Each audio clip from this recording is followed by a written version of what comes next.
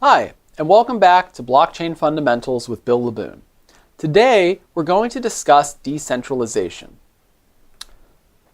So let's review the level of cryptocurrency that we have achieved in the previous lecture with ScroogeCoin. So ScroogeCoin allowed us to use public key cryptography, just like GoofyCoin, and a blockchain validated by Scrooge, that is a centralized validator, to have a very basic but also very functioning cryptocurrency. But as we already indicated, we had a weak point, specifically Scrooge. Scrooge generated all the coins. He could punish users by not adding transactions to the blockchain. He could hold the entire system ransom by refusing to update. And even if he wasn't malicious, he's still a central point of failure. What if he just forgot to publish one day? Or what if he decided that it was time for him to retire? Or somebody decided for him that it was time to retire? There was one centralized place where the system could fail. So could we take the benefits of ScroogeCoin, that is the ability to avoid double spend attacks, but without bringing in a centralized party? So the answer, of course, is yes, or at least it shouldn't be too much of a surprise if you know that Bitcoin and related blockchain technology is decentralized. So we'll make a few simple attempts at this and see what other trade-offs are made to achieve decentralization. There's never a free lunch. By trying to decentralize, we're actually going to bring in some additional problems to our systems. So let's think, why would we want things to be decentralized versus centralized? So in any system, there's always going to be a centralization between, a tension between centralization and decentralization, because there are benefits and weaknesses to either direction that you go in. And this isn't just in cryptocurrency. Or even just technology in general. We see this in a lot of different locations. So for example, the Apple ecosystem is very centralized, but it means often that new or perhaps controversial software can't be sold in their walled garden. The Android ecosystem is much more decentralized, and many more different possible projects can go on it. But this also means often that the quality isn't quite as high, and there are so many possibilities out there that you don't know what is the correct version. If we think back in history to the Roman Empire versus Greek city-states, where the Roman Empire was very centralized in Rome and was thus very powerful, but the Greek city-states were very, very decentralized, had a lot of different possible ways at looking at things. They tried different things, but they were much weaker militarily compared to Rome. Mainframes versus personal computers, where we have a lot of power in one location, but it's centralized. People may not have the ability to access those computers, versus having a lot of different computers individuals own, but aren't nearly as powerful as a mainframe. So everything in software is a trade-off, and most systems are a hybrid. So even in blockchain, what we're going to see is that the system isn't as decentralized or distributed as it could be, but there are some trade-offs to having some level of centralization in most blockchains. But Bitcoin was designed to be as decentralized as possible while still providing a cryptocurrency which worked and protected against things such as double spend attacks. If we look back to the original Bitcoin white paper, we see that it was designed to be a purely peer-to-peer version of electronic cash without going through a financial institution. And in fact, Satoshi Nakamoto, the writer of the original Bitcoin white paper, noted that our original solutions, digital signatures, provide part of the solution, but the benefits of a cryptocurrency are lost if we still require to trust a third party. So, Satoshi Nakamoto thought about what are the kinds of things that we need to do in order to decentralize. If we don't have a single person or entity in charge of the ledger, who maintains the ledger? Who has authority to say whether or not a transaction is valid? Where do new Bitcoins come from? Who determines how the rules of the system change? And how do we determine what the value of a particular Bitcoin is? So, as I mentioned, Bitcoin is meant to be decentralized, but there really are different levels of centralization. The network itself is very decentralized. If you would like to spin up your own fully validating node, it is relatively simple. Anybody can do it and join the network. Mining, it turns out, is actually somewhat centralized. We'll discuss more about what miners are doing, but they're the ones who generate new blocks in the Bitcoin network.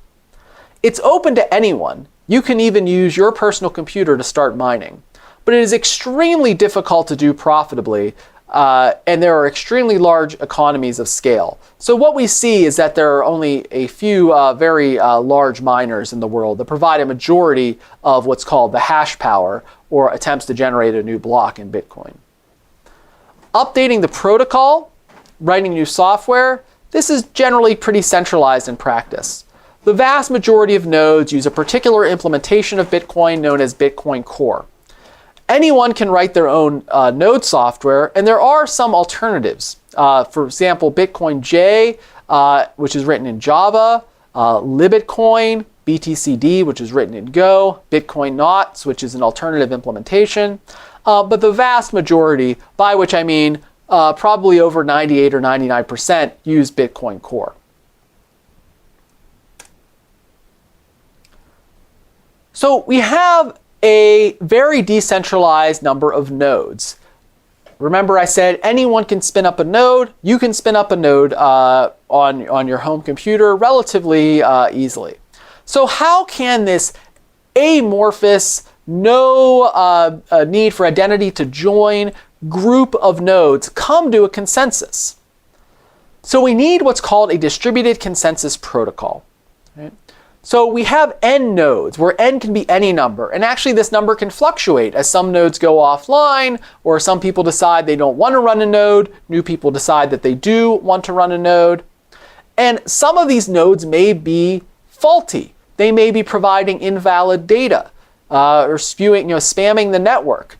There's some may be even malicious. That is, they're intentionally trying to harm the Bitcoin network. So a distributed consensus protocol that would allow us to come to a consensus between all of these, between all the honest nodes, has to have a few different properties. It must terminate, that is, running this algorithm must end with all the honest nodes in agreement about what is the value, what is the particular ledger that we agree upon. And that value must have been generated by an honest node, even though there are faulty, malicious, or non-responsive nodes that are also on the network. So here is how Bitcoin gets around that. So a Bitcoin network is a peer-to-peer system. So just think of it as a mesh of nodes in a network. Alice wants to send Bob 1 Bitcoin. So she writes a message, pay the public key of Bob 1 Bitcoin, signs that message, and transmits it into the network. All of the nodes in the network, once they hear about that transaction, will tell other nodes that they're connected to. And it will eventually filter to the whole network. Every node in this network, a fully validating Bitcoin node, is going to have a copy of the blockchain up to that point of time, as well as a list of any outstanding transactions that it knows about. So this is called the transaction pool or mempool. All of these transactions that are just waiting to be put into the official blockchain. The initial node that it gets sent to is going to gossip amongst all of the other nodes that it knows about to tell them about this transaction, as long as it's valid, and add it to their transaction pools. So the blockchain is going to be relatively equivalent across all of these different networks, modulo some network time to propagate it. But what we're going to see is that the mempool is going to vary dramatically from one system, one node to another. So different nodes may have very different transaction lists. So imagine Alice and Carol have both done transactions, but in different parts of the world. Well, one node at one end of the world may know about Carol's transaction, but not Alice's, whereas another node may know about Alice's transaction, but not Carol's. Okay. So what we want to do is determine, all right, which transactions are we going to put into the blockchain? Since there's going to be different nodes that are going to have different ideas of what transactions are out there, we're going to need to come up with some consensus mechanism to determine which transactions should be put in the blockchain. So in our naive example might be every 10 minutes, we're going to use some like voting mechanism to determine, all right, which transactions are put in the blockchain. We'll all vote on which ones, every node is going to vote on which one is valid and which one is not. But there's a problem with this very naive consensus protocol of just voting on if more than 50% of our nodes have a transaction and considered valid, we put it in. The first off, there's no real notion of universal time. Who decides when it's been 10 minutes? Different computers may be slightly off in terms of time, and so there's no way to have a universal network-wide decision on what exact time it is. Which specific consensus mechanism do we use to vote on this? The network is imperfect. You may have a fault in the network. You may have a system that's not responding. You may not know exactly how many nodes exist at a given time. So we could keep track of that about which nodes are known to exist to the system, but that just brings us back to having some sort of centralized entity in charge of all of that. Malicious users could spam the network. They could send invalid transactions simply to chew up CPU. So there are a lot of problems with our generic naive consensus protocol of just voting to see which transactions go into the blockchain. It turns out that this issue of having to have a large number of nodes that have a limited amount of ways to communicate, some of which may be faulty or even malicious, is a problem that the computer science world has referred to as the Byzantine generals problem. This goes back to the canonical explanation of the problem, which is you have a variety of generals who wish to attack a city. And those generals must all decide what time to attack. But when they're sending their messages, other generals who may be traitors could modify the messages. So how can we come to a conclusion of when we should attack the city if some percentage of our generals may be traitors? Similarly, coming to a consensus in Bitcoin or any other decentralized ledger technology, we need to have a way to determine what is the consensus amongst all the honest validators. The problem with doing this is what's called Segal's law. A man with a watch knows what time it is, but a man with two watches is never sure. What we mean is that all of these different nodes are going to have to come up with conclusions on their own. There's no centralized mechanism of time control. There's no way to say that X event happened before Y event. And once you've removed that ability to have do X and then Y, it turns out that a lot of algorithms used for determining the correctness of an event are not really feasible. One of the particular ways that our consensus can fail is through something called a Sybil attack. So remember, we thought about having votes. Our nodes would vote on which transactions to include. So we have 16 nodes. So in our example, if 9 nodes say that a transaction is valid, we would add it to the ledger. But what if Eve creates 25 malicious nodes and adds them to the network?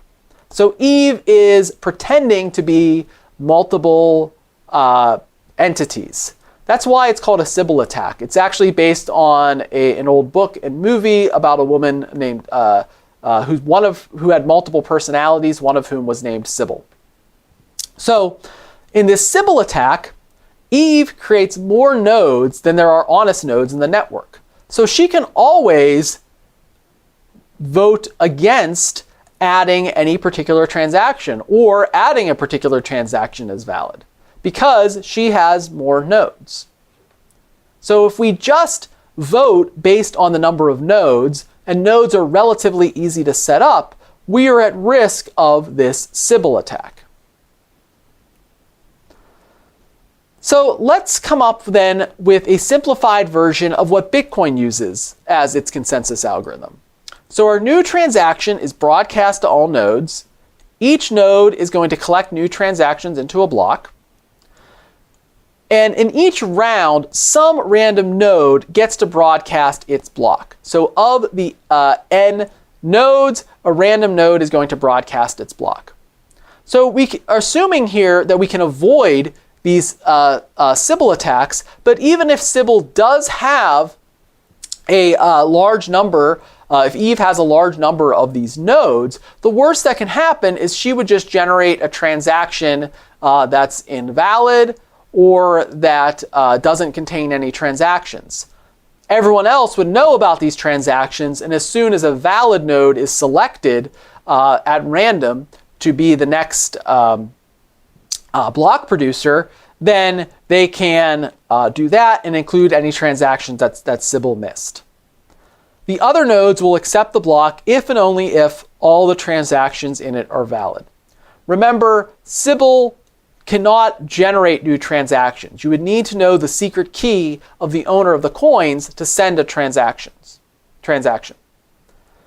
Nodes will express their acceptance of this block by including its hash in the next block. So basically generating a hash pointer from their newly generated block to the previous block that was generated by the previous node, the previous selected node. So here we have a graphical representation of that. Recall that all nodes have a copy of the blockchain.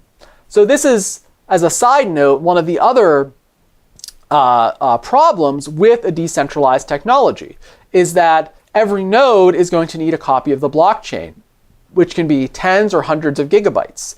So you can imagine that storage space, it's going to use up a lot more storage than if something were centralized, even if you included a few backups.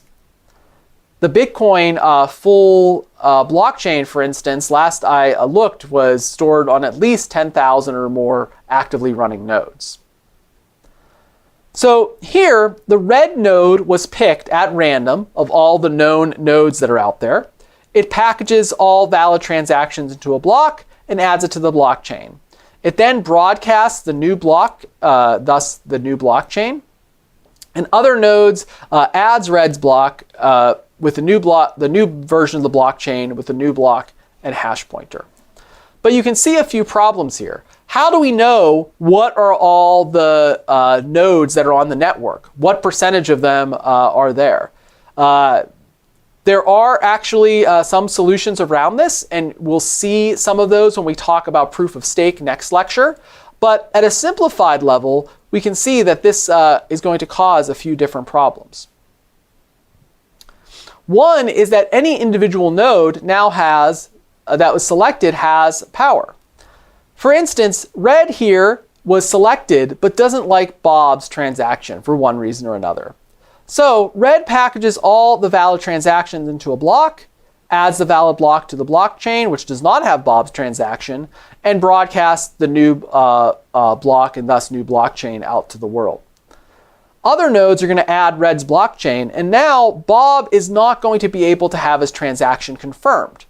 Perhaps some other nodes have a copy of his transaction, but if enough different nodes are trying to blacklist Bob, then it may be a while before his transaction actually goes through. This also allows for double spends. So let's say Alice purchases software from Bob for 1 Bitcoin. She generates a transaction to send to Bob. An honest node now includes that block in the blockchain. So Bob sees this block has been confirmed and Alice downloads the software. So now Alice has gotten something for her token, for her coin. Then Alice's node is selected as the producer for the next block. So instead of building on block N, the one in which she sent this coin to Bob, she instead builds on block N-1. She ignores the previous block and makes her own block where the Bitcoin go to some other address she controls. So she basically sends it to herself. This transaction to Bob is now useless. The Bitcoin in that block cannot be used by him in later blocks. It's not under his control. It went to some other block.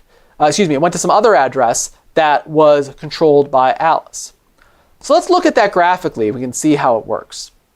So here, Alice creates a message that says, pay to the public key of Bob 1 Bitcoin. She signs it, but an honest node selects it and prints it, adds it to the blockchain. So we can see in block sub N, there is transaction sub Alice. Now Alice's node is selected. Instead of building off of block sub N, which includes transaction sub Alice, she builds off block N-1. She creates a block N sub N prime, which includes a separate Alice transaction, which instead of going to Bob's address, goes to another address controlled by Alice. Remember, generating addresses is a relatively simple process. So now when other nodes see this, they don't know, should we build on top of the blockchain that ends in block N or in block N prime? If they build off block N, then Alice's transaction has gone through. If they build off block N prime, Alice's transaction just goes to another address controlled by Alice. So we still have the possibility for a double spend here, even with our decentralized consensus. So we can protect against double spend by waiting to a number of blocks being produced after it. If we're only waiting for one confirmation, that is one particular node that may or may not be honest, then the possibility of one randomly selected node being dishonest is relatively high. But if we wait a number of blocks, well, we would need to make sure that all of those blocks are dishonest before our transaction would be erased out. So the more blocks in the blockchain sense the transaction, the harder it is for someone to generate a different blockchain with different blocks. The general rule in Bitcoin is to wait 6 blocks, and blocks are generated on average in Bitcoin about once every 10 minutes. And as we'll see, generating a block in Bitcoin is extremely difficult. And so the more blocks that could put on top of that, the more work, the more difficult it's going to be to do one of these double spend attacks. So if you recall, I said let's set aside Sybil attacks for a moment because there is the possibility that a Sybil attack could mean that a transaction would not go into a block for a while. But we certainly don't want to have Sybil attacks be possible. That if we did, then we would have transactions that could be pushed off for potentially a long amount of time before they actually get into the blockchain. So in the assumption that we made earlier, we said, let's assume that at least half the nodes are honest and we're invulnerable to Sybil attacks. We know this is not true in practice. So how can we avoid that? How can we have a decentralized system that may have many dishonest nodes that has the possibility of Sybil attacks, but still avoid double spends? So in the next lecture, we're going to discuss some incentives that will help avoid that, including proof of work and proof of stake, and how mining works in Bitcoin and other proof of work systems.